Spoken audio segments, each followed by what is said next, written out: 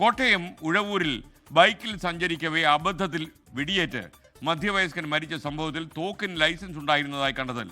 Police വിശദമായി പരിശോധന നടത്തും. മരിച്ച ഉഴവൂർ സ്വദേശി ജോബിയുടെ പോസ്റ്റ്മോർട്ടം ഇന്ന് കോട്ടയം മെഡിക്കൽ കോളേജ് ആശുപത്രിയിൽ നടക്കും.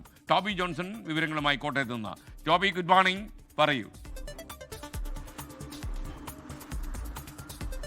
Good morning S K N. ഇന്നലെ രാത്രിയിലാണ് ഈ സംഭവം ഉണ്ടായത്. വീട്ടിൽ നിന്നും തൊട്ടടുത്തുള്ള ഒരു സ്ഥലത്തേക്ക് ഈ തോക്കുമായി ജോബി എന്ന അഭിഭാഷകൻ സ്കൂട്ടറിൽ പോകുകയായിരുന്നു.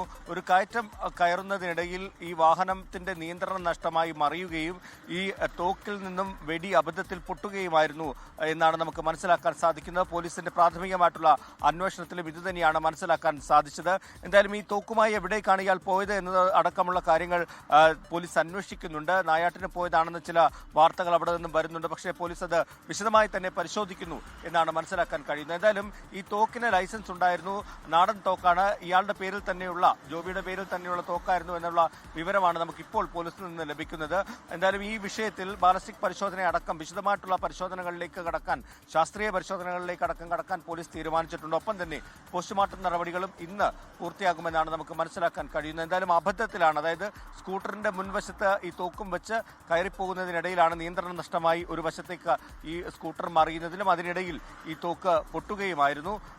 അപ്പോൾ തന്നെ ഈ മരണം സംഭവിച്ചു എന്നുള്ളൊരു വിവരവും നമുക്ക് ലഭിക്കുന്നുണ്ട്. എന്തായാലും പോസ്റ്റ്മോർട്ടം നടപടികളടക്കം ഇന്ന് പൂർത്തിയാകുമെന്നാണ് ഇപ്പോൾ ലഭിക്കുന്ന വിവരം. S K.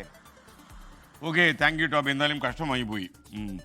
ലോകത്തെവിടെയായാലും ഏത് സമയത്തും 24 വാർത്തകളും ഓഗ്മെന്റഡ് റിയാലിറ്റി പാക്കേജുകളും എക്സ്പ്ലെയിനറുകളും വിശദമായി കാണാൻ ഞങ്ങളുടെ യൂട്യൂബ് ചാനൽ നിങ്ങൾക്ക് സബ്സ്ക്രൈബ് ചെയ്യാം.